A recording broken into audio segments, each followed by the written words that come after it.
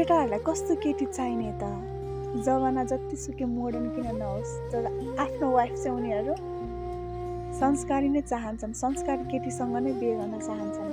घरको परिस्थिति बुझ्ने, बिहान बिहान यस्तो पूजापाठ गर्ने, टक्क चिया पकाएर ल्याइदियोस् होइन। हो त्यस्तै केटीहरू उनीहरूले खोजिरहेको हुन्छ क्या।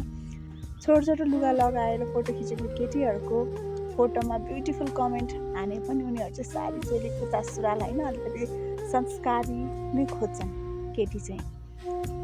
बिहे गरेपछि घर सम्हाल्ने केटी नै उनीहरूले चाहन्छन्। अरू त त्यस्तै हो, आफ्नो आमालाई एकदम माया गरोस्, आमाको ख्याल राखोस्, देखाउन चाहिँ यस्तो उस्तो जति नै मोडर्न खालको केटीहरूसँग बोले पनि होइन, वास्तवमा भन्ने हो भने चाहिँ एकदम बुझ्ने, दुःख बुझ्ने केटी नै केटाहरूले चाहन्छन्। त्यस्तै केटीसँग बिहे गर्छन्। मिल्यो कि मिलेन कमेन्ट गर्नुहोस् है त केटाहरू।